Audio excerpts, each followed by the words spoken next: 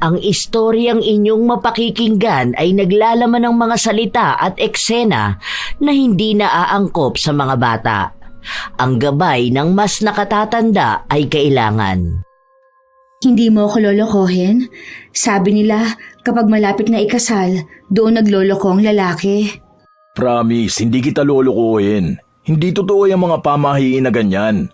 Siguro yung ibang lalaki na miserable ang buhay, sinasayang yung babaeng mahal nila para sa mga babaeng para sa libog lang. Basta ako, hindi ko yun gagawin. Kahit kasal na tayo, hindi kita lolokohin. Sana totoo yung sinasabi mo.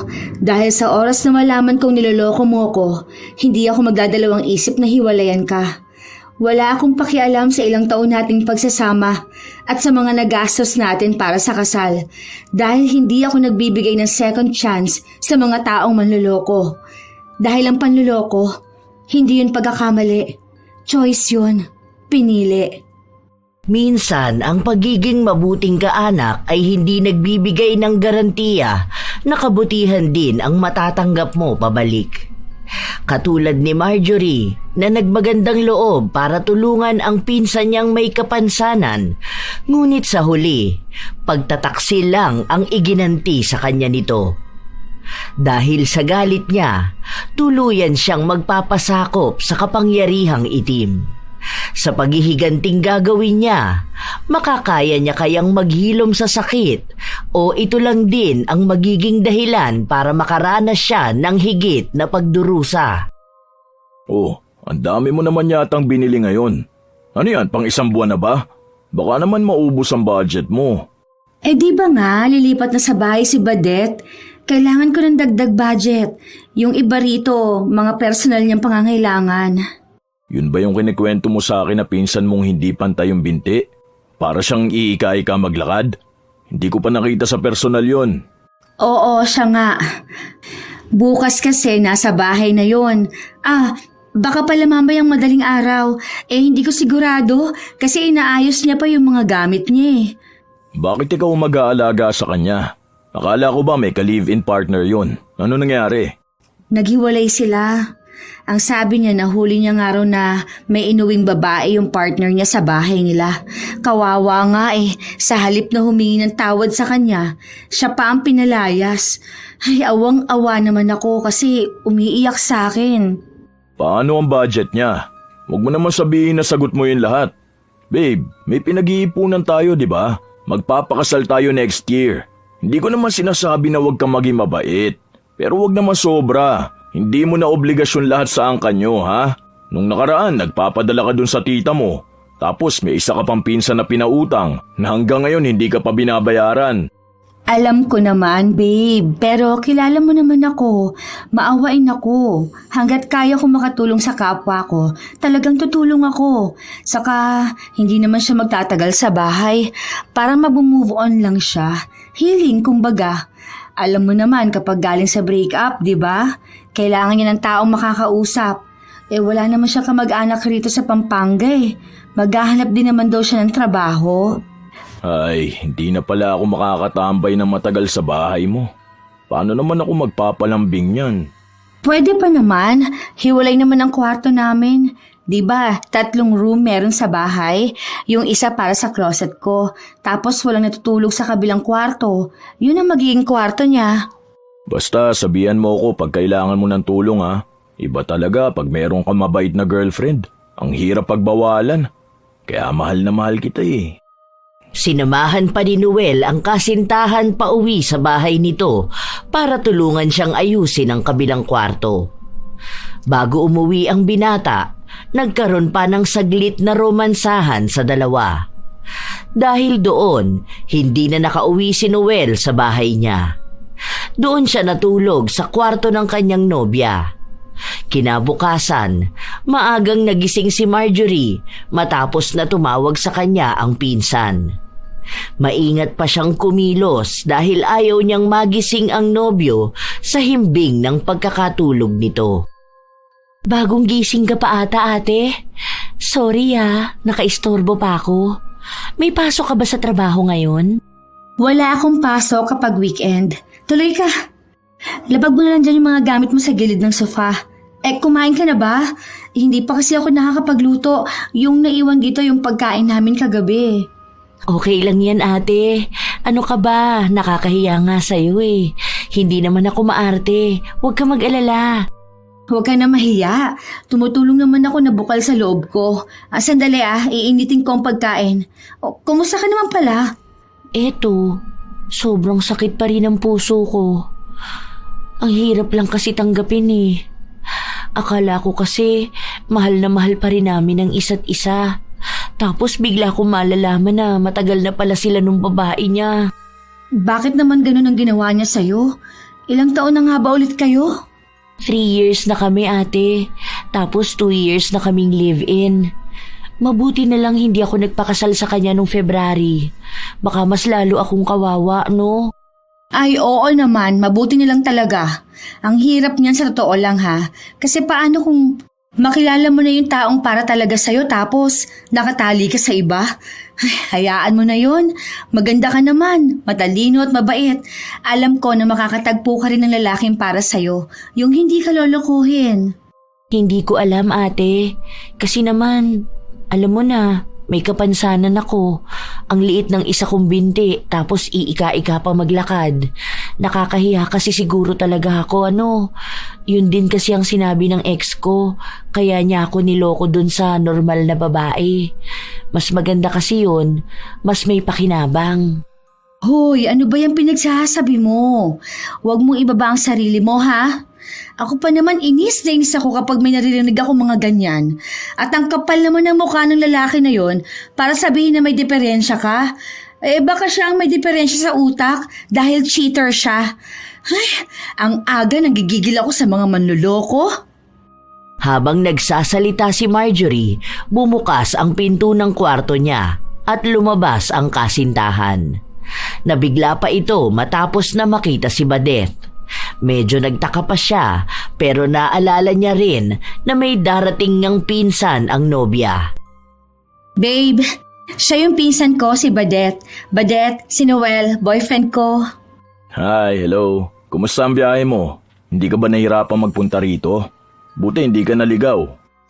Hindi naman po, kuya. Kasi yung nabook ko naman alam na rito.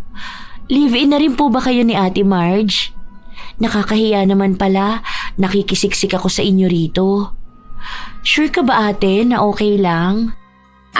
Hindi kami live-in. May bahay siyang sarili. Diyan lang sa kabilang barangay. Minsan lang siya matulog rito, lalo kung day off ko. Ay, wag ka nang mahiya ka naman. Biro lang. Napag-usapan na natin to eh. Alam ko naman na pupunta ka rito. Wag ka na mag-post sa akin kasi hindi mo naman ako lolo. Bata pa ako. Huwag mo na maipadaman na tumatanda na talaga ako. Palabiro pala tong boyfriend mo, ate. Ngayon lang kita nakita, ya. Gaano na ba kayo katagal? 10 years na kami. 10 years na siyang baliw na baliw sa akin. Crush na crush ba naman ako niyan eh. Mga 1 year niya rin ako niligawan ha. Pero sulit naman. Kasi may pogi siyang boyfriend na magiging asawa na. Hoy, ang galing mo naman. Sino kayang sunod ng sunod sa akin noon? Kahit na ilang beses kong ipagtabuyan, panay pa rin sabi ng gusto ako? Oo na po, madam. Sige na po. Respeto naman sana sa bagong single dito, oh. Huwag niyo naman sana akong inggitin. Kawawa naman ako. Sino kalambingan ko? Ito kasi si Noel eh. Wag na nga. Baka mamaya bigla na lang tong umiyak. Kumain na nga lang tayo. Hindi yan. Magiging maayos din naman ako. Balang araw, makakatagpo rin ako ng katulad ni Kuya Noel. Mabait na, maalaga at mahal na mahal ang nag-iisang Ate Marjorie. Paano ba kayo nagkakilalang dalawa? Sige na, kwento nyo naman sa akin. Kasi ang naaalala ko lang ate, bata pa ako noon, may boyfriend ka doon sa probinsya natin, di ba? Yung anak ni Kagawad. Oo, ang mo ko ngayon, naniloko rin ako. Yung last boyfriend ko, bago ko nakilala si Noel. Mga 1 taon din akong single ha, kasi dumaan ako sa healing talaga. Sa totoo lang, sobrang hirap talaga niyang pinagdadaanan mo. Ewan ko ba kasi sa mga lalaking manloloko? Hindi ko naman nilalahat ha, pero meron talagang hindi makontento eh. Pero tiwala ka lang, kasi kapag naging maayos ka at mas minahal mo ang sarili mo, makikilala mo rin yung lalaking ipakikita sa'yo na hindi ka mahirap mahalin. Yung taong kahit na anong trauma at trust issues mo, hindi magiging problema sa kanya. Kasi ipapakita talaga niya yung sa'yo yung mahal na mahal niya, kahit yung pinakasirang parte ng pagkatao mo. Wow, di ko naman alam na ganito pala kagaling mag-advise ang mahal ko. Pwede ka na mag-podcast, babe. Oo nga, te. Ang ganda pa naman ng boses mo. 'Di ba? Nag-DJ ka noon sa radyo. Talagang sumang-ayon ka pa sa sinabi ni Noel? Hay, kayo talaga. Ngayon, feeling ko may kakampi na yan kapag aasarin ako. Ewan ko sa inyo. Basta ako kakain na, nagugutom na ako. Kahit na paano ay nagkaroon ng panibagong buhay ang bahay ni Marjorie. Lalo na ngayong may kasama na siya. Dahil kapag wala si Noel, sobrang tahimik ng bahay niya dahil mag-isa lang naman siyang nakatira. Sa paglipas ng mga araw, naging maayos ang pananatili ni Badette sa bahay ng kanyang pinsan. Maganda ang kanilang samahan dahil marami silang napag-uusapan. Minsan ay tungkol sa lugar nila, minsan naman ay tungkol sa buhay pag-ibig. Isang gabi pagka-uwi ni Marjorie, naabutan niya ang pinsan na umiiyak sa sala. Oh, ano nangyayari sa'yo? Bakit ka umiiyak? May masakit ba? Ano nararamdaman mo? Ate, yung ex ko, ikakasal na sila nung babaeng pinalit niya sa akin. 1 linggo pa lang kaming hiwalay. Sobrang sakit. Hindi ba ang sabi ko sa'yo na wag mo nang alamin ang nangyayari sa kanila? Nakablock ka na sa kanya. Nag-stalk ako gamit isa kong account. Hindi ko kasi mapigilan eh. Miss na miss ko na kasi siya. Gusto ko na ulit siyang makita at makasama. Bakit ganun? Bakit parang wala lang sa kanya yung 3 taon namin? Bakit mas mahal niya yung bago niya? Ako yung nakasama niya nung walang-wala siya eh. Tapos ngayon, parang hindi na niya ako kilala. Hindi ba ako sapat para mahalin? Sapat ka. Kamahal-mahal ka. Sadyang hindi lang talaga ikaw ang gusto niyang makasama habang buhay. Kailangan mong gawin ngayon, maging matatag para sa sarili mo. Oo, alam ko parte ng pag-move on yung nararamdaman mo at valid naman ang feelings mo. Pero wag mo sanang hayaan na malugmok ka. Hindi lang sa kanya iikot ang mundo mo. Hindi siya ang buhay mo. Naging parte lang siya. Pero mahal na mahal ko talaga siya, ate. Hindi ko alam ang mangyayari sa buhay ko kung tuluyan na siyang mawawala sa akin. Hindi ko alam kung makakalimutan ko pa siya eh. Sobrang bigat sa dibdib ko. Ang hirap huminga. Kakayanin mo yan, naniniwala ako sa'yo. Sige, hayaan mong damahin niyang sakit na yan hanggang sa wala ka na talagang maramdaman. Mahal mo siya, oo, gets ko yon, pero kapag dumating ang araw na matanggap mo na yan, alam ko na magpapasalamat ka na hindi kayo nagkatuluyan. Sana nga, ate. Sana nga. Hindi natigil si Badette na umiyak. Awa ang tanging nararamdaman ni Marjorie dahil alam niya ang pakiramdam ng niloko ng lalaking minamahal. Alam niya rin na mahirap talagang matanggap na magiging masaya na ito sa taong ipinalit sa kanya. Kaya isinasama niya sa mga dasal niya ang paghilom ng kanyang pinsan at ng iba pang mga tao na nakakaranas ng ganong pakiramdam. Habang lumilipas ang mga araw, pinipilit ni Marjorie na libangin ang pinsan niya. Kaso, madalas kasi itong nasa loob lang ng bahay mag-isa kapag nasa trabaho siya. Ayaw din naman ni Badette lumabas-labas nang hindi siya kasama. Babe, 5 p.m. mamaya ha? Di ka ba mag-OT? Date tayo. Sunduin natin si Badette. Sure ka ba? Ayaw mo ba na tayo lang ang mag-date muna? Uwian na lang natin siya ng pagkain. Nag-aalala kasi ako sa kanya eh. Mag-isa lang siya dun sa bahay ngayon tapos ito pang usapan namin sa chat. Wala siyang ibang ginawa kundi ang magdrama. Palaging gusto na niyang mamatay. Kasi nga ayaw niyang makita na masaya yung ex niya kasama yung ibang babae. Hindi pa rin pala talaga siya nakaka-move on? 1 buwan pa lang naman, babe. Sino ba namang tao kayang mag-move on ng ganong kadali? Siguro yung mga taong may reserba o hindi na talaga mahal ang ex nila. Pero siya kasi, first love niya yun eh. Tapos mahal naman nila ang isa't isa. Kaso nga lang, niloko naman siya. Oh, sige na pala. Basta 5 p.m. sunduin kita ha. Pasok na ako. I love you. Humalik muna si Noel at naglambing sa nobya bago ito nagtungo sa kabilang palapag ng gusali na pinapasukan nila. Iisang kumpanya lang naman ang trabaho nila pero magkaiba sila ng departamento. Nagpatuloy sa trabaho si Marjorie habang kinakausap niya rin ang pinsan niya. Binibigyan niya ito ng magagandang salita at pag-asa. Hanggang sa hindi niya namalayan ng oras, malapit na matapos ang oras ng trabaho nila. Nang sandaling paalis na siya, kinausap siya ng amo niya na magdadagdag pa ng 2 oras sa trabaho dahil may kailangan silang tapusing report. Nakipagkita muna si Marjorie sa kanyang nobyo para sabihin na hindi sila magsasabay na umuwi. Pwede naman kitang hintayin dito sa sasakyan eh. 2 oras lang naman yan. Hindi na. Magpahinga ka na rin. Wala naman tayong pasok bukas. Doon na lang tayo mag-date. Ngayon ko nga gustong maglomi. Pwede naman yan bukas. Ako na lang magluluto para sa'yo. Para mas masarap pa. Ay, babe. Pwede na sa bahay ka na lang muna umuwi ngayon.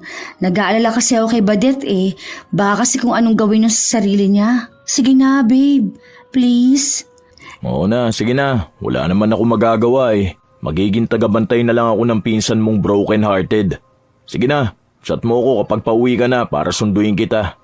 Hindi na, sabay na ako uuwi kay May. Basta chat mo ako ha. Ingat ka sa pag-uwi. I love you.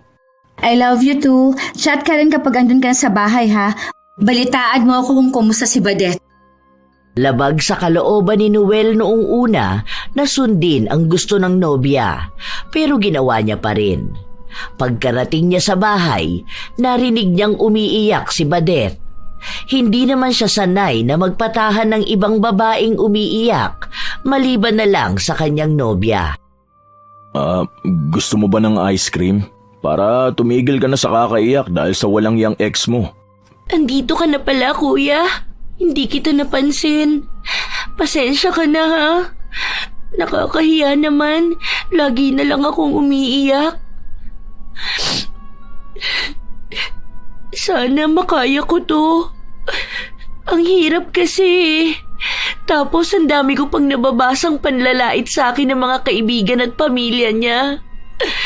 Kanina, nagpalit siya ng profile pic kasama yung bago niya.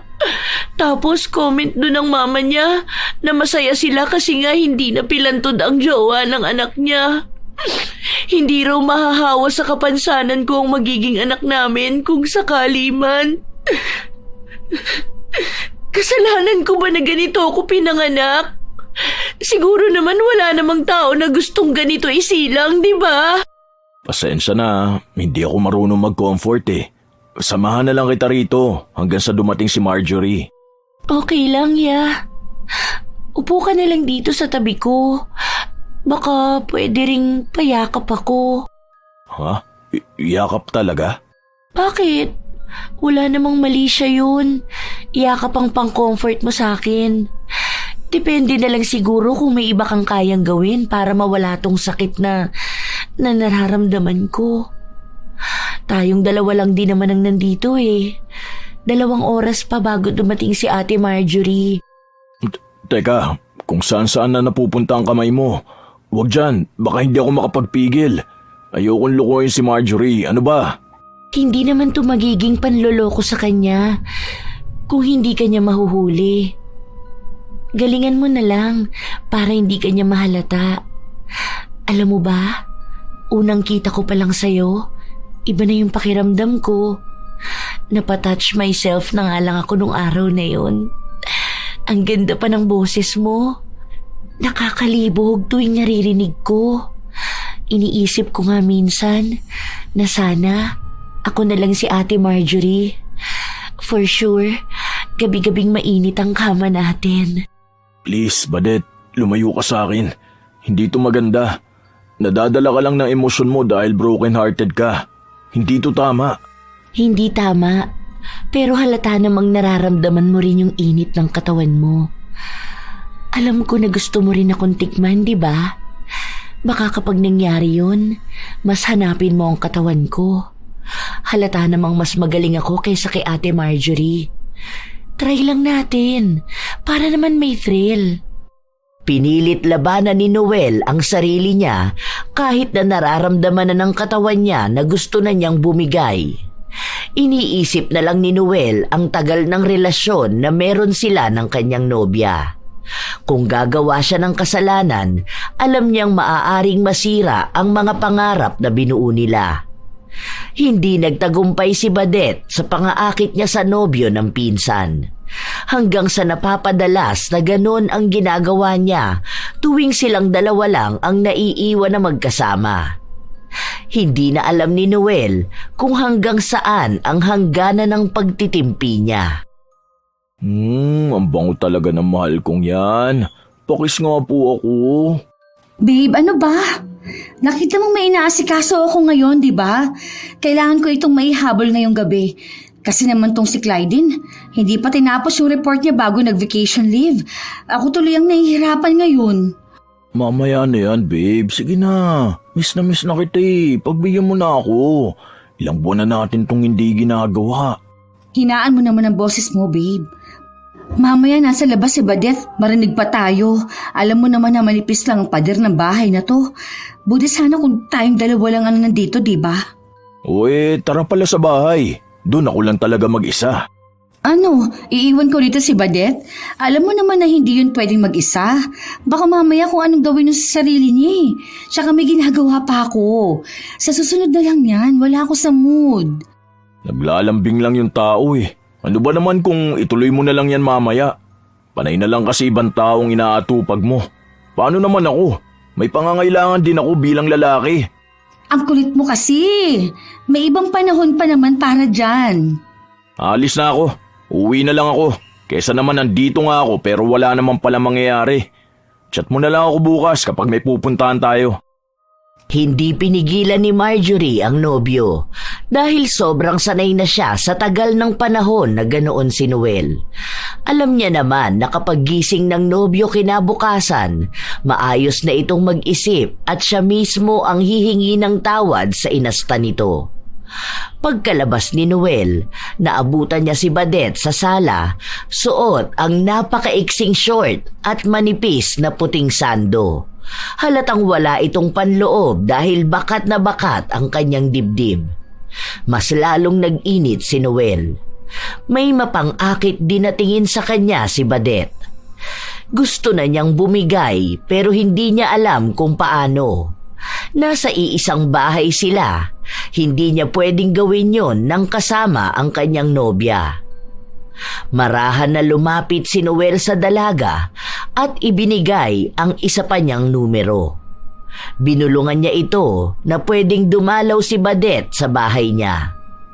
Hating gabi na, habang mahimbing ang tulog ni Marjorie, lumabas ng bahay ang pinsan niya para puntahan si Noel. Akala ko hindi ka napupunta eh. Sino ba naman ang tatanggi sa ganito, di ba? Ang lakas talaga ng hatak mo. Hindi ko alam kung bakit kapag naiisip kita, nagiinit ang katawan ko. Nakakagigil ka kahit hindi pa kita natitikman. Ngayon mo malalaman kung bakit. Para bang walang katapusan nilang pinagsawaan ang buong magdamag. Nakalimutan na ni Noel ang pangako niya sa kanyang nobya dahil na rin sa tukso. Magaling si Badet pagdating sa kama, kaya kuhang-kuha niya ang kiliti ni Noel. Hindi ganoon si Marjorie, kaya alam ng binata na hahanap-hanapin niya ang linamnam na dala ni Badet. Kinabukasan, umaga na nang umuwi si Badeth. Naabutan niya pa ang pinsan na nagluluto at halatang bagong gising din. Oh, akala ko natutulog ka na sa kwarto mo. Saan ka galing? Nagpahangin lang ako sa labas. Sinubukan ko maglakad-lakad mag-isa. Alam mo yun, para kahit na paano maging maayos naman ako. Ano, kumusta naman? Ayun, nagiging maayos na ako. Alam mo yun, te, sobrang gaan ng dibdib ko. Para na ulit akong nabubuhay sa mundo ko. Oo, minsan naiisip ko pa rin ang ex ko kasi mahal ko talaga siya. Pero ngayon, parang unti-unti ko na ring tinatanggap na hindi talaga kami ang itinadhana. Wow, yan na yun. Tuloy-tuloy na yan. May araw lang talaga na dadalawin ka na lungkot. Pero yun na rin ang araw na alam mong nakakausad ka na. Magiging maayos ka rin. Tatagan mo lang ang loob mo. Magpakasaya ka sa labas. Tapos kumilala ka ng mga bagong kaibigan. Makakatulong din sa'yo pag ganun. Oo nga, ate. Salamat din dahil nandyan kayo ni Kuya Noel kasi palagi niyo akong tinutulungan. Kung wala kayong dalawa, baka hindi ko talaga kakayanin ang buhay. Oo nga pala, tulog ba si Kuya Noel? Hindi naman siya dito natulog eh. Nagtalo kami kagabi kaya ayun, umuwi. Hindi mo naman ata pinagbigyan eh. Alam naman niyang busy kasi ako. Pero hayaan mo na, baka mamaya yan nandito na siya. Malawak ang ngiti ni Badeth dahil alam niya sa sarili niyang mas nakakalamang na siya sa kanyang pinsan. Nahirapan siyang maakit si Noel pero kilala niya ang karamihan sa mga lalaki. Madali silang matukso, lalo na kung hindi sila tinitigilan. Hindi lang unang pagkakamali ang nangyari dahil nasundan pa yun. Kapag hindi magkasama ang magkasintahan, sumasalisi silang dalawa. Madalas sa bahay ni Noel, minsan sa bahay ni Marjorie, o kaya sa hotel. Ang swerte talaga ni Ate Marge. Ibang klase. Iba ka maging halimaw sa kama. Lumalaman ka ng buo. Bakit hindi niyo ba madalas ginagawa to? Hindi naman mahilig si Marge. Minsan nga, once a month lang. Sa pilitan pa yun. Nung bago pa lang kami, siguro mga 3 times a month. Sinong mas magaling sa amin? Ikaw, ang dami mong posisyong alam. Medyo boring si Marge pagdating sa kama. Pero mahal na mahal ko siya. Mahal mo? Pero may ganitong nangyayari sa atin? Ayos ka rin ah. Okay lang din naman sa akin na ganito tayo. Isa pa, mas masaya nga yung nagtatago tayo eh. Huwag lang mahuhuli, no? Kasi sa ating dalawa, mas kawawa ka dahil mawawala sa'yo si Ate Marge. O kaya, pwede naman na tayong dalawa na lang, di ba? Ayoko. Iba pa rin si Marge.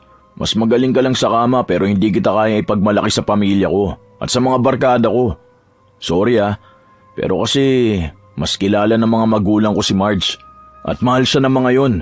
Magagalit sila kung ipapalit ko lang sa kanya isang gaya mo. Gaya ko? Anong gaya ko? Ano bang mali sa akin, ha? Talagang hindi mo pa alam kung anong mali sa'yo?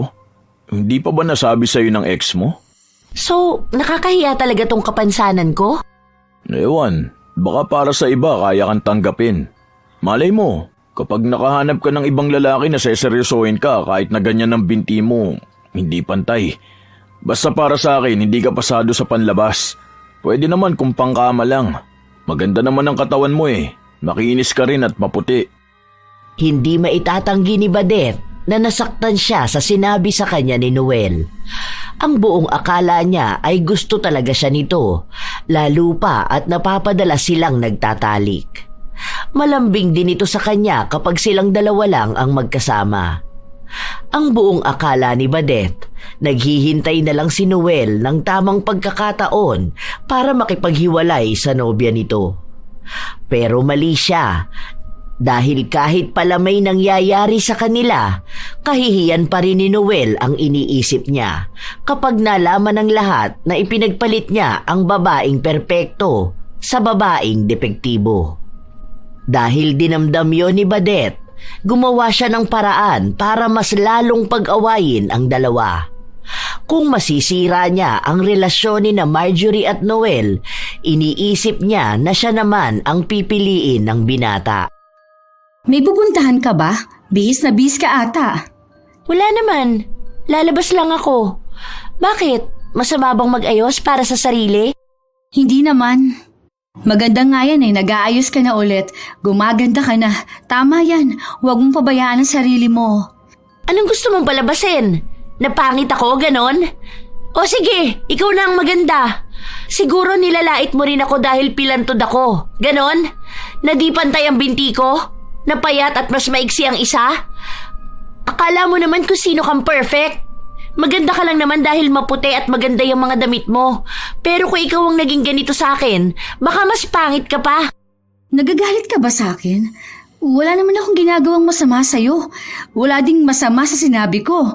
Pinapataas ko lang naman ang self-confidence mo. Kunwari ka ring mabait no? Akala mo talaga mahinhin kang babae Makaalis na nga. Hindi kaagad nakapag-isip ng maayos si Marjorie. Hindi niya alam kung bakit bigla na lang nagbago ang pakikitungo sa kanya ng pinsan. Iniisip na lang niya na maaaring parte na lang yon ng pagbabago nito dahil sa sakit na naranasan niya. Hindi na pinatulan ng dalaga si Badet. Sa halip ay mas inunawa niya na lang ito. Pero habang tumatagal, may mga pasaring na sa kanya ang pinsan. Hindi man direktang sinasabi sa kanya, ramdam niyang may lihim itong galit sa kanya. Babe, nakikinig ka ba sa sinasabi ko sa'yo? Bakit nakatulala ka dyan? Anong iniisip mo? Alam mo, may napapansin ako kay Badet Ikaw ba? May napapansin ka bang nagbabago sa kanya? Ewan ko, ano bang pagbabago? Yung buhok niya, bagong gupit. Hindi yan. Kasi parang galit siya sa akin May naaalala ka bang nagawa ko sa kanya? Ay nako, wag kang magpaka-stress sa mga ganyang bagay. Hayaan mo siya sa buhay niya. Matanda na siya para isipin mo pa. Ano na, yung sa usapan natin. Di ba pupunta tayo sa Taiwan next month? Naayos ko na yun Basta yung leave mo, baka makalimutan mo. Ayokong hanggang dun magtatrabaho ka. Sige. Pero dadaan muna tayo kina mama mo, di ba? Yung ibibigay ko sa kanya, andun pa rin sa bahay. Nasabi ko na yun, naghihintay nga siya sa atin last week pa Pero ang sabi ko, busy pa tayong dalawa. Dadaan pa ba tayo sa bahay? Wait, may nag-chat sa akin. Si mama yata to. Nakatingin lang si Marjorie sa mukha ng kanyang nobyo. Tila ba nagbago ang ekspresyon ng mukha ng binata? Hindi mawari kung bakit bigla na lang nagkaroon ng kakaibang pakiramdam sa kanyang dibdib si Marjorie. Sa tagal nilang nagsasama ni Noel, yun ang unang beses na nakaramdam siya ng pagdududa. Wala namang ibang pahiwatig, wala siyang nakita o narinig, pero meron siyang nararamdaman na maaaring may ginagawang mali ang nobyo. Nais niyang isawalang bahala yon, pero alam niya na hindi lang basta ang pakiramdam na yon. May babala ito para sa kanya. Simula nun, hindi na nawala sa utak niya ang paghihinala na baka niloloko siya ni Noel. Habang mag-isa si Marjorie sa loob ng bahay, biglang pumasok ang pinsan niya pero halatang may ginawa itong kababalaghan dahil sa gulo ng kanyang buhok at may marka pa sa kanyang leeg. Gising ka pa pala? Bakit parang ang lalim ng iniisip mo? Wala. May gumugulo lang sa akin. Tungkol saan? Sabihin mo na sa akin. Baka mamaya sabihin mong ang sama kong pinsan sa'yo. Sorry na ate, nito kasing mga nakaraang araw na mainit ang ulo ko at akala mo inaaway kita. Parang naging parte lang ng healing ko. Huwag mo isipin na may sama ako ng loob sa'yo. Wala yon. Hayaan mo na. Naiintindihan ko naman Kailangan mo ba ng kausap? Ano bang nangyari? Sa trabaho mo ba yan? O sa inyo ni Kuya Noel? Ano na palang nangyayari sa inyo? Hindi ko na kayo madalas nakikitang magkasama. Huwag mo na lang sabihin sa kanya to Hindi ko alam kung praning lang ba ako pero feeling ko may babae siya. Oo, may ginagawa siyang kakaiba. Basta, hindi ko maipaliwanag eh. Pero alam mo naman yun, di ba? Yung pakiramdam na okay naman kami, maayos kami, hindi kami nag-aaway, pero may mali eh. Ayoko magduda sa kanya pero feeling ko may babae siya. Paano mo naman nasabi na may babae siya? I mean, paano mo naisip yun bukod sa pakiramdam mo? Nakita mo ba na may kachat siyang iba? May katawagan? May bali-balita sa opisina niya o sa mga common friends nyo? Wala naman. Saka ni minsan sa tagal namin, hindi siya nagloko sa akin. Ay, ewan ko. Feeling ko pagod ka lang sa trabaho mo. Wala yan. Kung hindi mo naman siya nahuhuli, ibig sabihin lang wala. Baka iniisip mo lang yan kasi gusto mo na mag-away kayo. Minsan kasi tayong mga babae, ganyan eh. Iniisip lang natin tapos ang gusto lang natin away para lambingin tayo. Sana nga ganun lang yun. Saan ka pala galing? Medyo familiar yung amoy ng pabango mo. Nakipagkita lang ako sa kachat ko online. Sige, maliligo na ako. Pahinga ka na rin. Hindi magkakamali si Marjorie sa amoy na yun. Pabango yun ni Noel. Imposible naman na nagkataong may kaparehas na pabango ang nobyo niya. May pinagkukunan nito ng pabango na pag-aari ng kaibigan niya. Siguro kung doon galing ang pabango ng kinitang lalaki ni Badeth, pwede ring kakilala yon ni Noel. Nagkagulo na ang mga bagay sa utak ng dalaga. Hindi na niya alam kung anong uunahin, anong papakinggan. Kaya inisip niya na maaari ngang dahil lang sa stress, kaya lahat na lang ng tao sa paligid niya ay pinagdududahan niya. Ayaw niya ng ganoong pakiramdam, kaya mas pinili niyang magpahinga. Ilang araw ding nagtagal ang pagdududa niya, kaya inisip niya na baka dahil lang yon sa trabaho nila. Ang dami kasing nangyayari sa loob ng opisina, mula sa problema sa trabaho hanggang sa mga bali-balita ng mga kabitan at panloloko ng mga katrabaho. Natuloy ang pag-alis nila ng bansa ni Noel. Habang nagsasaya sila sa pamamasyal, kahit na paano ay natabunan ang mga iniisip ni Marjorie na baka may ibang babae ang nobyo. Maayos siyang pakitunguhan nito. Mas lalong pinadama sa kanya na mahal siya nito. Para tayong bagong kasala. Ang saya pala kapag ganito tayo eh. Sa susunod, magpaplano ulit ako na iba pa nating gala. Dapat dati pa natin to ginawa eh. Kaso lagi ka naman kasing busy kaya yung malalapit lang sa atin ang nagagala natin. Japan ang pag-iipunan ko next time. Itatago ko na agad yung kikitain ko dun sa bagong project ng isang kliyente ko. Babe, may kasal pa tayong pinag-iipunan. Yun na lang muna. Sa honeymoon ba? Mas maganda kapag nasa malayo tayo tapos walang problema sa trabaho. Alam mo, gusto ko kasi ibigay lahat sa'yo. Gusto kitang maging masaya. Alam mo, napansin ko sa pagstay natin dito, naging masaya ka talaga eh. Iba yung aura mo, ang aliwalas mo eh. Sa tagal ba naman natin magkasama, alam ko na kung may problema kang hindi sinasabi sa akin. Pero nung nandito na tayo, parang nabawasan yun. Ano ba kasing problema mo, babe? Akala ko ba hindi na natin pag-uusapan ng ganyan? Last day na natin dito. Oo nga. Tara na, magpicture ka na. Ang ganda pa naman ng OOTD mo. Ang ganda mo talaga, babe. Basta airdrop mo sa akin lahat ng pictures at video ko dyan sa phone mo. Maayos ang naging takbo ng relasyon ng dalawa hanggang sa muli silang bumalik sa Pilipinas at balik trabaho. Kahit nagumaan ang pakiramdam ni Marjorie, may ibang dala ang aura ni Badeth sa kanya. Bibihira na lang silang magkitang dalawa sa bahay dahil madalas itong lumalabas. Ang paalam sa kanya, naghahanap na siya ng bahay na malilipatan niya dahil baka magsimula na rin siya sa trabaho. Hinahayaan na lang yon ni Marjorie dahil ilang buwan na rin namang nakatira ang pinsan niya sa kanya. Habang nasa trabaho ang dalaga, nilapitan siya ng isa niyang katrabaho. Nagtanong kung may kakambal daw ba ang nobyo niya kasi kung di siya nagkakamali, nakita niya yung pumasok sa isang hotel kasama ang isang babae.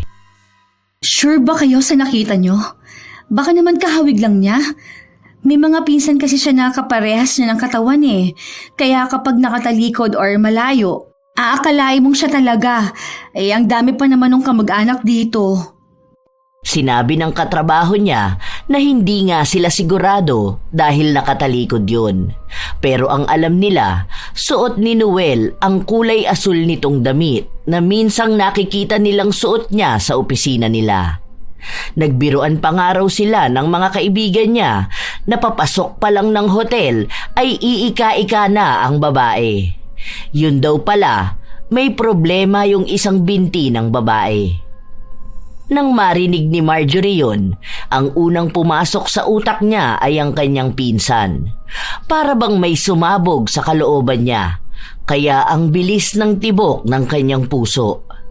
Hindi na siya mapakali simula nun, pero ayaw niyang komprontahin ang pinsan o ang nobyo dahil baka mali lang siya ng hinala. Babe, OT ako. Hindi ko alam kung 1 hour or 2. Una ka na uwi ha? Sure ka ba? Pupunta na lang ako sa bahay mo. Magluluto ako ng dinner. Sige, ikaw na bahala. Balik na ako sa loob. Hindi totoo ang mga sinabi ni Marjorie. Gusto niya lang talagang hulihin ang nobyo. Kung tunay nga ang hinala niya na may namamagitan dito at kay Badet. Nagpalipas lang ng ilang minuto ang dalaga bago siya umalis at umuwi.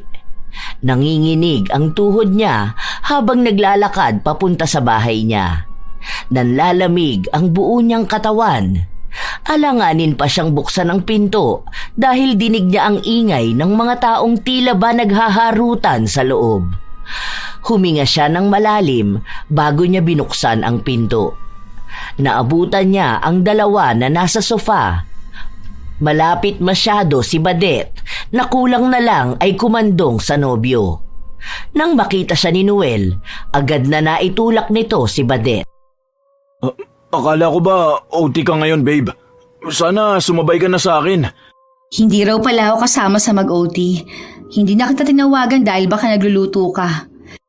Nauna na yata kayo mag-dinner? Nagpapakulo pa lang ako ng karne. Yung nakita mo kanina, Ate Marge, wala lang yun. Kinukulit ko lang si Kuya Noel. Miss ko na kasi ang mga kuya sa probinsya. Tumawag kasi sa akin. Sakto dumating si Kuya Noel. Munti ka na nga akong maiyak kasi miss na miss ko na ang pamilya ko. Ganun pala kayo ng mga kuya mo ka-close. May pahagat labi pa ha, tapos haplos sa buhok. Wala namang ibig sabihin yun, ate. Ano bang akala mo sa akin, mang aagaw? Alam ko ang pakiramdam ng niloko at inagawan. Hindi ko hahayaan na maramdaman mo yun o ng iba pang kababaihan.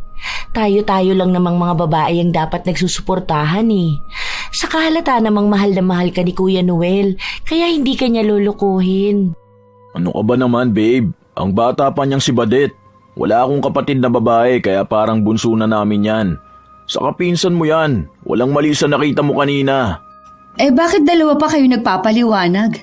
Wala naman akong ibang ibig sabihin. Huwag kayong kabado. Wala lang sa akin yan. Pumasok sa loob ng kwarto si Marjorie. Bit-bit ang bigat sa kanyang dibdib. Pinipilit niya lang maging kalmado dahil alam niyang makakagawa siya ng mali sa kapwa niya kapag pinairal niya ang galit. Wala naman siyang naabutang ginagawa ng dalawa kaya wala muna siyang gagawin. Nang gabing yun, naging malamig ang pakikitungo ni Marjorie sa nobyo at idinahilan ang problema sa opisina. Doon na natili si Noel para lambingin ang nobya dahil ayaw niyang magduda ito lalo sa ginagawa nila ni Badet. Hilutin ko nga ang ulo mo para hindi ka masyadong stress. Bakit kasi ikaw lang ang sumasalo ng ganyang problema? May mas mataas pa naman posisyon sa'yo, di ba? Sila dapat ang magresolba niyan. Sa amin pa rin naman ang malaking epekto, kaya kailangan din namin kumilos. Malaki yung bitbit ng department namin. Ayoko na isipin ang problema sa opisina. Gabi na, dapat nagpapahinga na ako. Tara na, yakap ka na sa akin para naman makatulog ka na. Kawawa naman ang mahal kong yan. Lagi na lang stress. Hayaan mo, kapag kasal na tayo at may mga anak na, gusto ko na sa bahay ka na lang magstay ha. Hayaan mo na ako na mag-provide para sa pamilya natin. Mas lalo kong sisipagan sa pagtatrabaho. Mahal mo pa ba ako? Ha?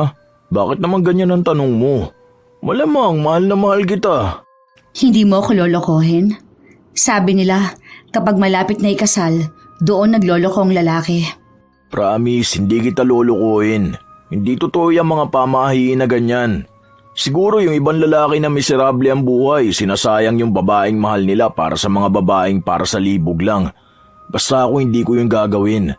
Kahit kasal na tayo, hindi kita lulukuhin. Sana totoo yung sinasabi mo. Dahil sa oras na malaman kong niloloko mo ko, hindi ako magdadalawang isip na hiwalayan ka. Wala akong pakialam sa ilang taon na nating pagsasama at sa mga nagastos natin para sa kasal. Dahil hindi ako nagbibigay ng second chance sa mga taong manloloko. Dahil ang panloloko, hindi yun pagkakamali. Choice yun. Pinili. May pagbabanta sa mga salitang sinabi ni Marjorie. Malambing man siya sa pagyakap sa nobyo, ramdam ni Noel na may hinala na ito sa kanya. Alam din ito na kapag sinabi ni Marjorie, yun ang ginagawa niya. Sa paglipas ng mga araw, napagtanto na ni Noel na gusto na niyang itigil ang pakikipagrelasyon kay Badet, pero hindi niya kinakaya. Sa halip na pag-usapan nilang tapusin na, nauuwi lang sila lalo sa matinding pagkakasala. Alam mo, galingan mo lang magpaliwanag kapag nahuli ka. Iyakan mo lang. Sabihin mo na hindi mo kayang mabuhay na wala siya. Kasi siya yung pangarap mo. Tapos mangako ka lang na magbabago ka. Ligawan mo ulit siya. Tapos pakita mo na wala na talagang ibang babae. Ganun lang ba? Basic lang yun. Lahat naman nadadaan sa pagpapaawa. Lalo na kay Ate Marge. Sa sobrang bait ba naman nun? Hina mo naman kasi. Kalalaking tao mo, hindi ka marunong manloko. Makapagsalita ka dyan. Akala mo hindi ka niloko na ex mo. Ako? Maloloko ng mga lalaki? Baka kamo ako ang nagloko.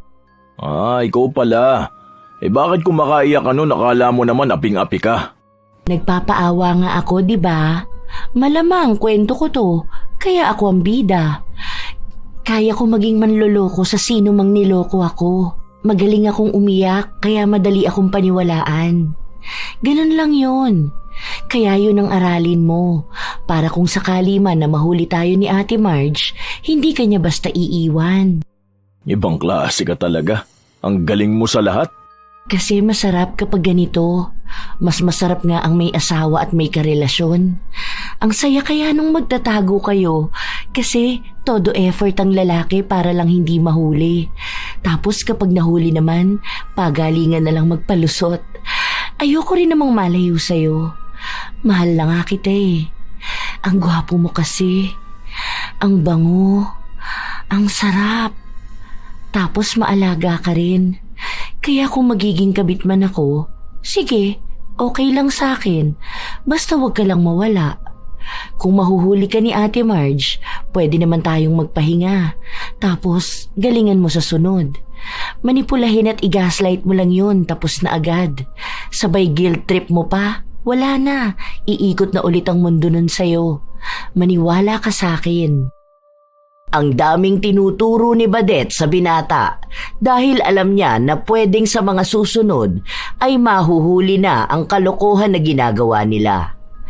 Isang gabi, habang mag-isa si Marjorie sa loob ng kwarto, nagtingin siya ng mga litrato nila ng nobyo nung nasa ibang bansa sila.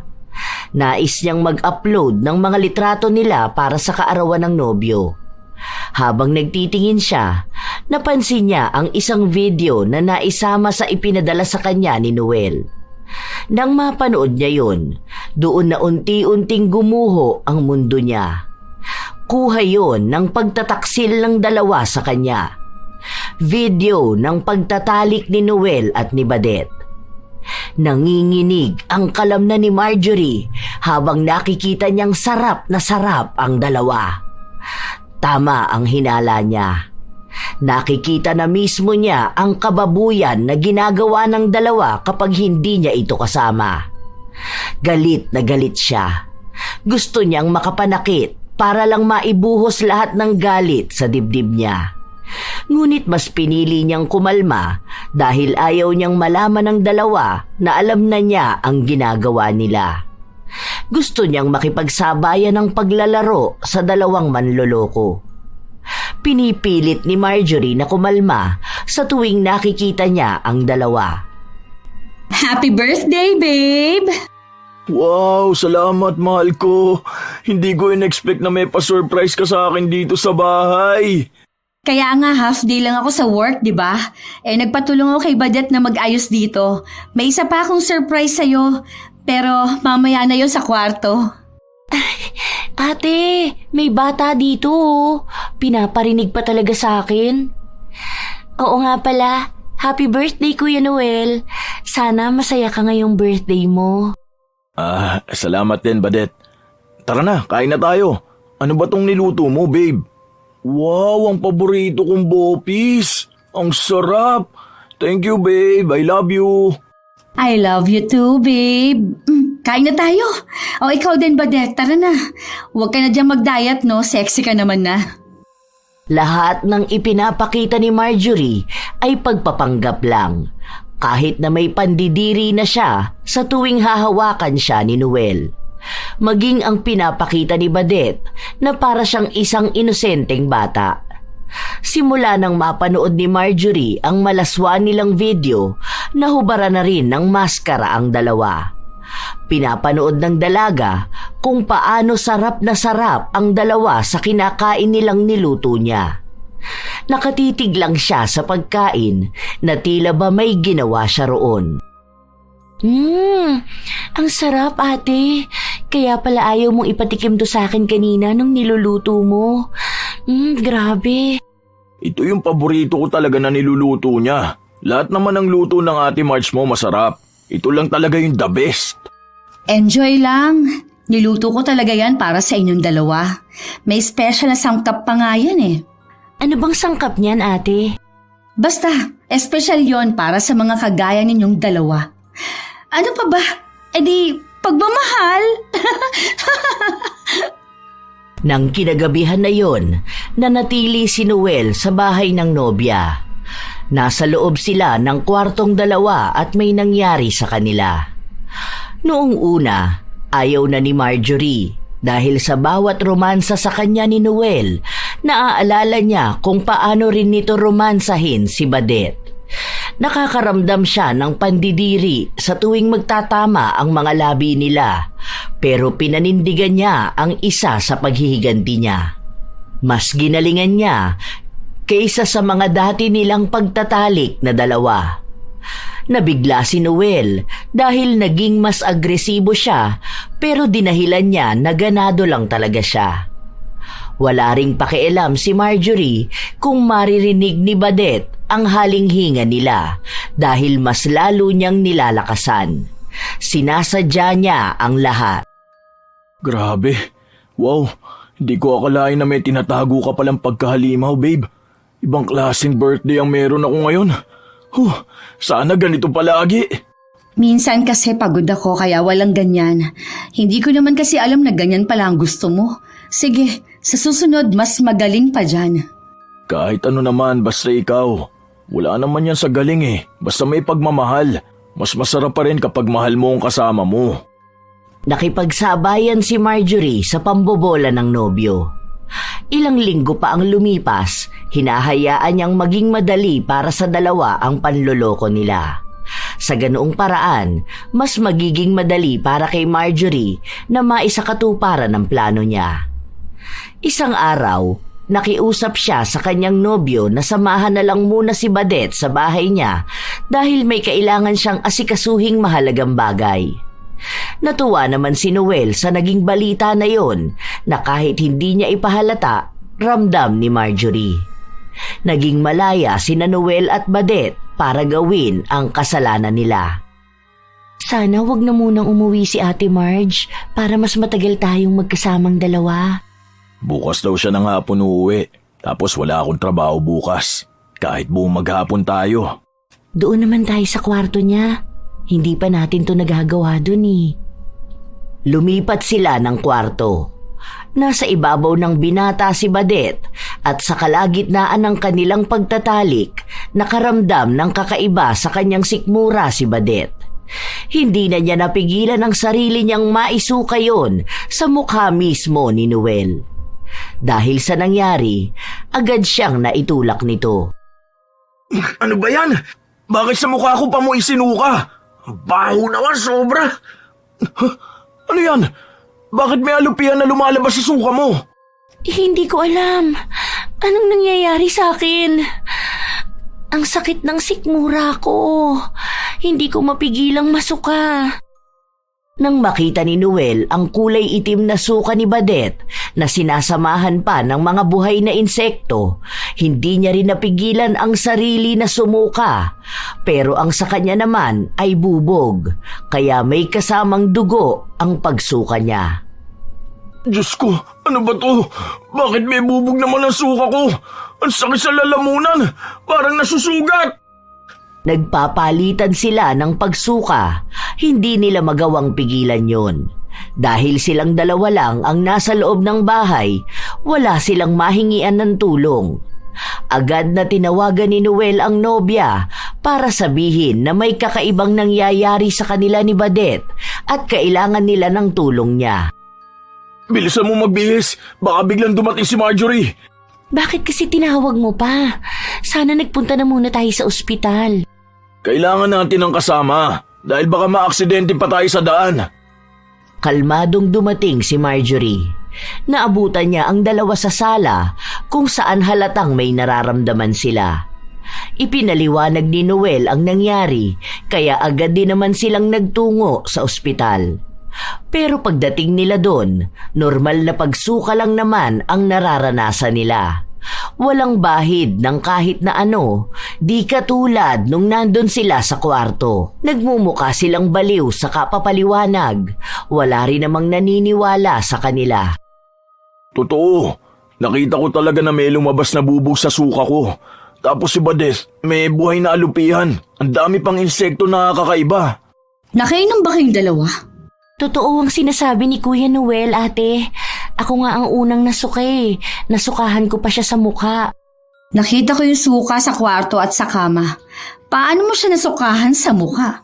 Nakapatong ka ba sa kanya? Hindi yung ganun, babe. Natutulog kasi ako tapos ginising niya ako dahil masama ang pakiramdam niya. Tapos bigla na lang siyang nasuka.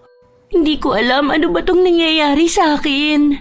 Baka mamaya may nabubuhay na insekto sa katawan ko, ate. Natatakot ako. Hindi ko alam paano ko uuwi nito sa probinsya. Sasamahan ko na lang muna kayong dalawa. Bukas, ako nang kukuha ng result sa hospital. Magpahinga kayo. Baka kung ano-anong iniisip nyo Kaya kung ano-anong nakikita ninyo. Wala namang kahit na maliit na insekto sa suka mo kanina, Badet.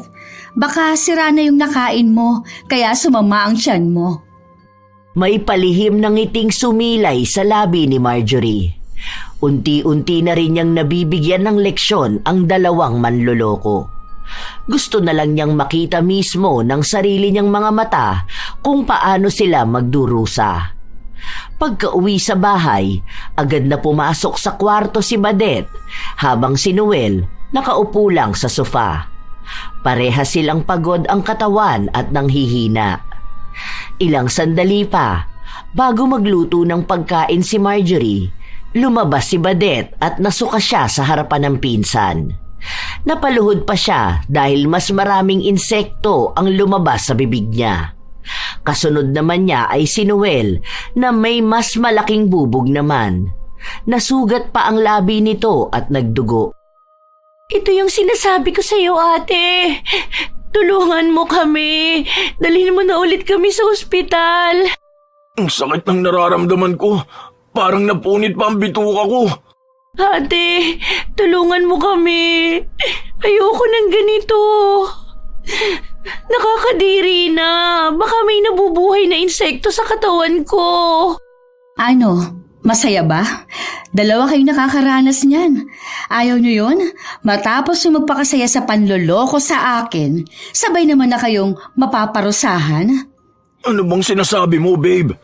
Ganyan talaga ang gawain ng mga manloloko, ano? Palagi na lang walang ginagawang kasalanan o masama. Huwag niyo na itanggi. Napanood ko ang sex video niyo. Ayos nga eh. Daig niyo pa yung mga porn star. Galing! Ang dami ko natutunang posisyon ha. Pero alam niyo, anong mas gusto kong posisyon na ginawa ninyo? Yan mismo. Ang pagluhod sa harapan ko habang nahihirapan kayo. Hindi ko alam ang sinasabi mo. Sino namang mapanira ang nagpadala sa inyan? Ang daming pwedeng gawin ngayon ng AI ha. Pwede nang palitan ng mukha ng tao. Wow, ibang klase. Ang galing mo na sa ganyang palusot ha. Tinuruan ka na ba ng walang hiyang baldadong to ha? Hindi niyo ako mapapaikot sa mga kamay ninyo. Matagal ko na itong alam pero tahimik lang akong gumagante. Hindi ko ito palalampasin. Gusto kong makita na nagdurusa kayong dalawa. Tutal, tapos na kayo magpakasaya. Ngayon, damahin niyo naman yung galit ko. Ate, maawa ka na. Wala naman kaming ginagawang masama ni Kuya Noel. Isang pagkakamali lang yun dahil sobrang lungkot ko. Hindi ko siya aagawin sa'yo. Isa lang naman ang nakita mo. Kung totoo mang may nakita ka. Yun lang yun. Hindi naman na naulit. Kung hindi din naman talaga makapal ang mukha mo, tinanggap kita sa bahay ko dahil nag-alala ako sa kalagayan mo. Pero anong ginawa mo? Nilandi mo si Noel. Alam ko na kung bakit mo ginapang ang boyfriend ko. Hindi ka kasi makalakad na maayos. Hindi kasi pantay ang paa mo eh. Buti pa yung alupihan ano? Maraming paa, tapos pantay-pantay pa. Hindi gaya mo. Ganyan pala ang ugali mo. PWD ako. Pero kung makalait ka sa mga gaya ko, sobra na. Palibasa wala kang kapansanan eh. Tanga ka pala eh. Nilait ko ba lahat ng may kapansanan? Ikaw lang ang nilait ko kasi malandi ka. Idadamay mo pa pagiging PWD mo? Mandadamay ka pa ng ibang tao sa kalandian mo. Ikaw palang may gawa nito sa amin. Wala ka man lang konsensya. Baka totoo nga ang sabi ni nanay na mambabarang ang pamilya nyo. Ngayon, alam kong yun na nga ang ginagawa mo. Sa oras na maging maayos ako, lahat to babalik sa'yo. Lahat ng kasamaan mo. Ako pa pala, ha? Ang dapat na makonsensya ngayon? Ako na nga ang ginawa ninyo ng kasalanan. Ako pang makakarma? Baka totoo rin ang sinabi ng nanay ko na kaya ayaw ka sa probinsya kasi kung sino-sinong lalaki may asawa na lang ang pinapatos mo. Ngayon, naiintindihan ko na kung bakit pati ang nanay mo ayaw na sayo. Gapangin mo rin ba naman pati yung bago niyang asawa eh? Ewan ko na lang kung hindi ka pagtabuyan talaga. Nakakapit na pala sa'yo ang kalandian mo na yan. Naaawa-awa pa ako sa pag-iyak-iyak mo. Nagsasabi ka pa na magpapakamatay ka dahil niloko ka ng ex mo. Tapos malaman ko, ikaw pala yung kabit. Kalmado lang ako magsalita, pero galit na galit ako sa mga pinaggagawa ninyong kahayupan. Babe, sorry. Patawarin mo na ako, please. Hindi ko na uulitin. Pangako ko sa'yo. Mahal na mahal kita. Isang beses lang naman to nangyari. Isang beses lang kita niloko. Isang beses na pagkakamali lang to. Pwede pala yung ganun. Basta isang beses lang ginawa. Isang beses na pagkakamali. Sa pinsan ko pa talaga. Binaboy niyo na ako. Binaboy niyo pa tong bahay ko. Sinabi ko na sa'yo, Noel. Hindi ako nagbibigay ng pangalawang pagkakataon sa mga lalaking manloloko. Wala akong pakialam sa 10 taon nating pagsasama. Dahil sana, bago mo ako lokohin, inisip mo muna ang mga masasayang. Ngayon ka pa iiyak at hihingi ng tawad? Kung hindi ko pa kayo nahuli, hindi ka naman makukonsensya eh. O ayan, hinahayaan ko na kayo na magsamang dalawa. Hindi nyo na kailangan magtago. Pero sabay din kayong pagdurusahan ang ginawa ninyo sa akin. Hindi ako magpapatawad. Hanggang kamatayan tong galit ko sa inyo. Kung paanong bawat minuto akong pinapatay kapag naaalala kong kataksilan ninyo. Ganoon din bawat minuto niyong mararamdaman na para kayong pinapatay sa sakit ng paghihiganti ko. Ilang beses na nagmakaawa kay Marjorie ang dalawa pero wala siyang pinakinggan sa kanila. Para bang namanhid na talaga ang buong pagkatao niya para hindi na makaramdam ng awa. Ganon ang sakit na idinulot sa kanya ng dalawa. Nagbago na siya. Wala na ang dating Marjorie na mabait at mapagpatawad. Ilang araw ang lumipas, nasa bahay lang sila palagi. Nag-resign na si Marjorie sa trabaho habang si Noel naman ay hindi makapasok dahil palagi siyang nagsusuka. Si Badet naman patuloy na naghahanap ng taong tutulong sa kanya pero wala siyang malapitan. Hindi lahat ng kaanak nila ay kasing bait ni Marjorie. Maging ang pamilya niya ay itinakwil na siya dahil na rin sa ginawa niyang pang-aakit sa bagong asawa ng kanyang ina. Ibinalita rin ni Marjorie sa mga kaanak nila ang ginawa ni Badet, kaya lahat sila natatakot na magpatuloy ng ahas. Oh, hanggang sa susunod na linggo na lang tayo magsasama-sama rito ha. Humanap ka na ng kalye na tutuluyan mong malandi ka. Dahil ipauupa ko na sa iba itong bahay ko. At ikaw namang manloloko ka? Umuwi ka na sa bahay mo? Pwede pala kayo magsama dong dalawa. Total, bagay naman kayo. Hindi ka pa ba masaya sa nakikita mo?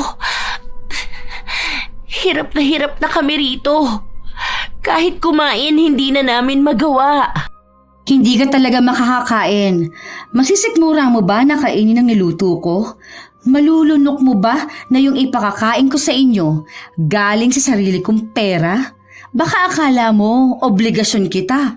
Lumalabas na ang tunay mong kulay. Okay lang. Ano namang paki ko? Sarap nyo ang panoorin kapag nahihirapan kayong ilabas sa bibig ninyo yung mga kakaibang bagay. Medyo nakakainis nga lang eh. Dami kong lilinising insekto. Daming ipis eh. Takot pa naman ako sa ipis. Tapos kadiri kasi nilalabas ang bibig mo. Okay lang. Marumi din naman yan. Nakahanap na ako ng albularyo na lalaban sa kasamaan mong demonyo ka. Ang mga babaeng mahinhin na gaya mo talagang nasa loob ang kulo eh. Wala kang awa. Hindi naman kasi nakakaawa mga malalanding babae at mga agaw na gaya mo. Yung mga katulad mo ang kanser sa lipunang ito. Mapanira ng relasyon, mapanira ng pamilya.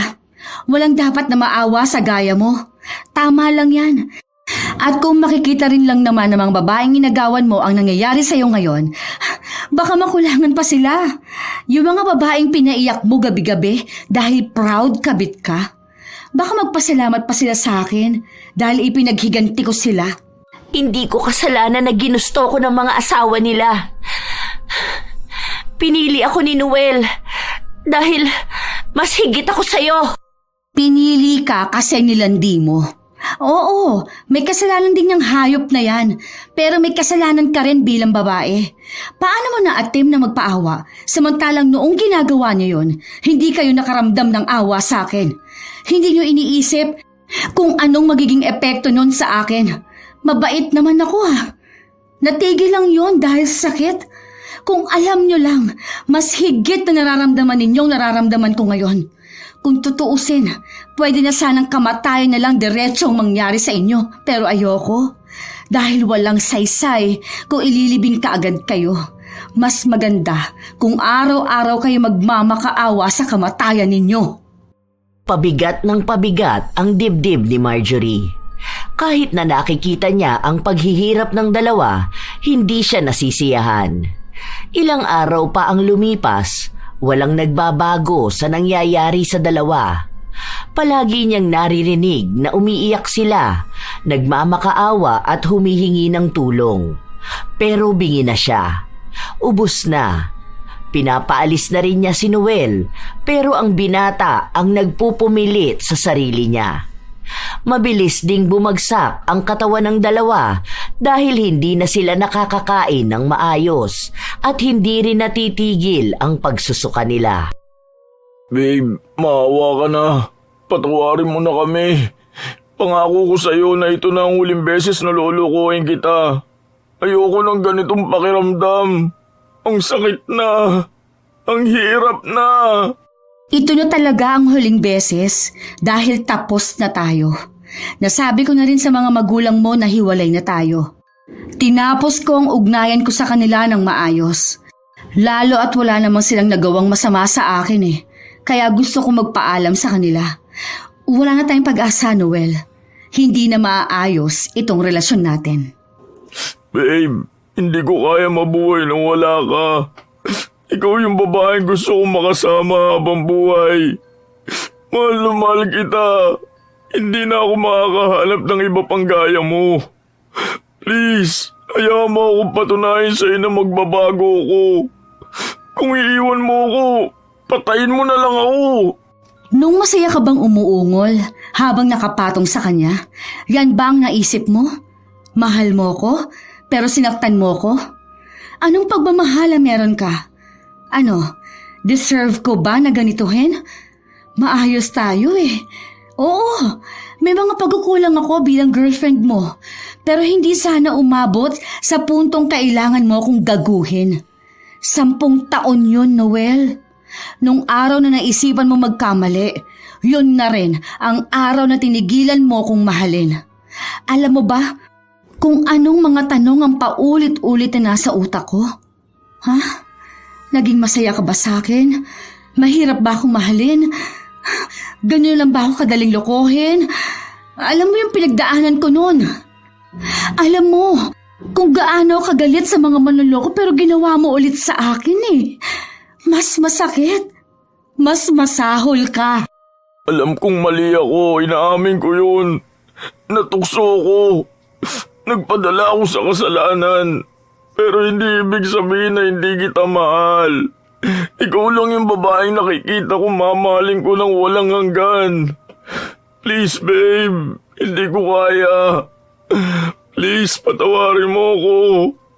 Kahit buong araw ako lumuhod sa harapan mo gagawin ko. Basta bigyan mo ako na isa pang pagkakataon para ayusin ang mga kasalanang nagawa ko sa'yo. Siguro sa pagpapatawad, maglalaan pa ako ng mahabang panahon. Galit na galit ako eh. Hindi to basta mawawala. Para akong binabangungot ng gising. Pero sa pagbibigay ng chance, wala na. Hindi na yun mangyayari kahit na kailan. Hindi ko kailangan na lumuhod ka pa.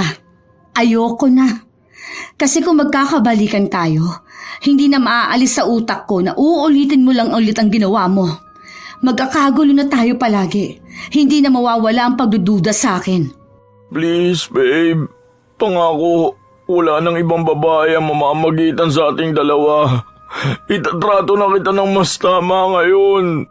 Hindi mo naman ako tranato ng mali. Sobra-sobra pa nga ang ginagawa mo eh. Sa sobrang pagtrato mo nga sa akin ng tama, hindi ko napansin may ibang babae na pala. Doon ko lang rin napagtanto na kahit pala anong pagmamahal ang ibigay at iparamdam mo sa akin, kung gugustuhin mo magkaroon ng ibang babae, gagawin mo talaga. Isang pagdududa na nga lang eh. Tumama pa. Sorry, pero tapos na talaga tayo. Ikumusta mo na lang ako sa mga magulang mo.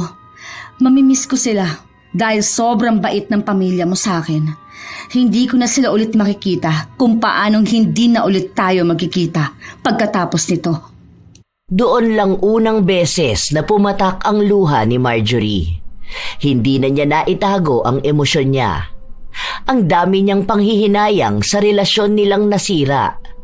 Hindi lang sa mga pangarap nilang binuo, hindi lang sa nakaraan nilang pinagsamahan, kundi pati na rin sa pamilyang nakasanayan na niya ng mahabang panahon.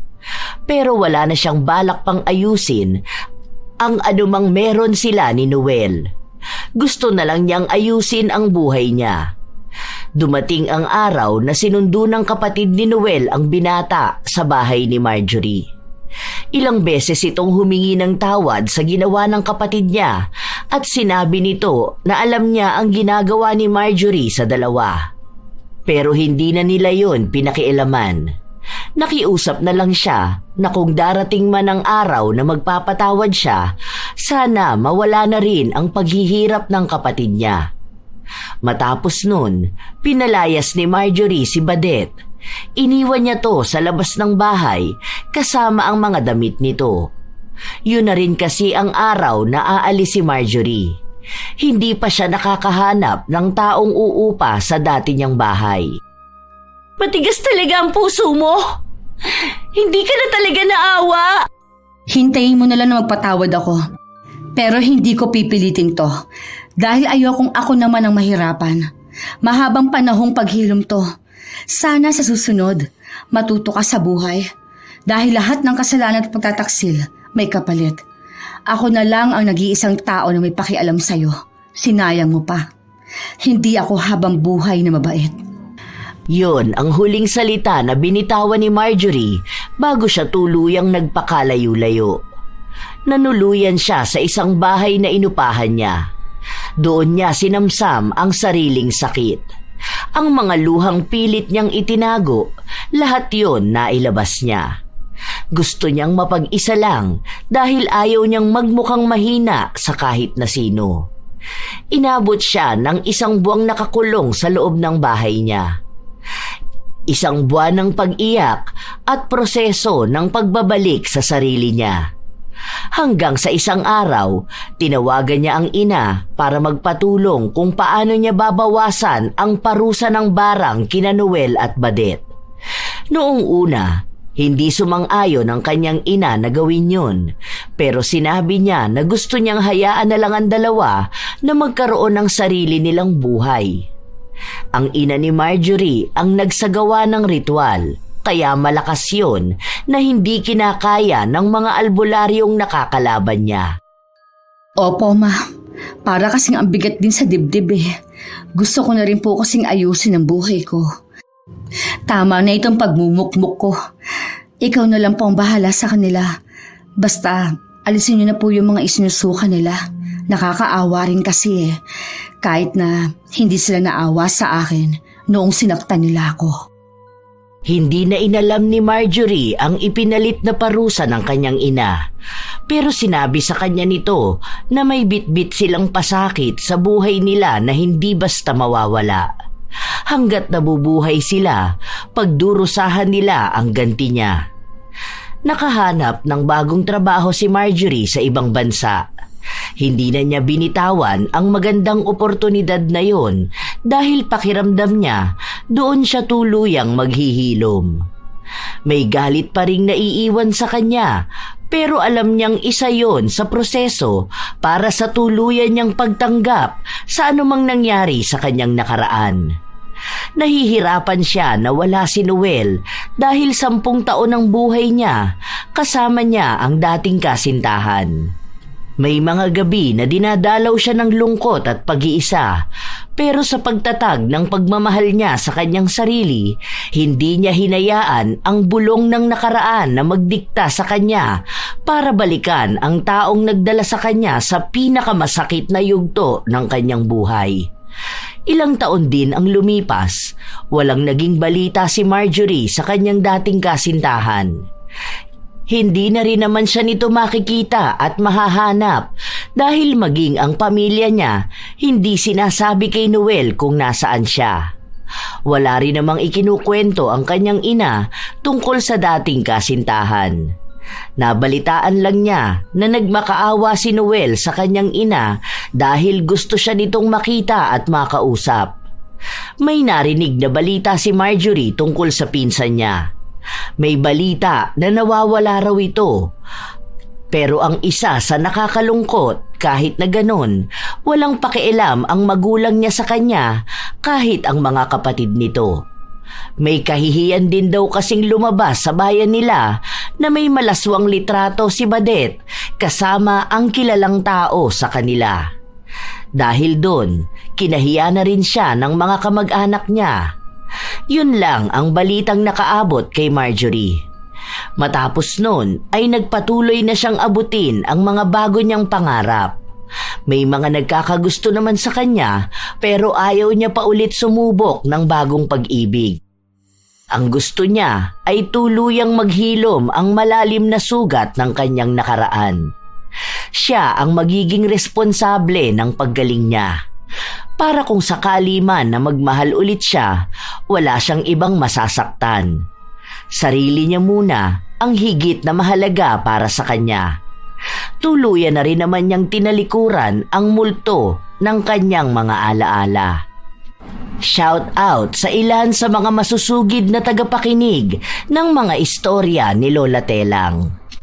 Izuku Midoriya, Raquel Shibata, Ruby Vlog ng Tapas Capis, Elidia Alba, Ryan Alba at Mama Loretta Bobes, Aimee Turtoga, Matt Sarol, Lydia Lopez, Filipina Palsario, Arian Gay Leonora, Sidney Crosswind, Wilma Leses, Echano Lena, Hana Maylin Sesgundo, Jeneline Pajarito at sa buong Pajarito family. Shout out din kina Karen Salut, Hazel Fiesta, Maria Lee Nakagawa, Pamela Allen, Martina Angdasan, Mary Jane Lozano.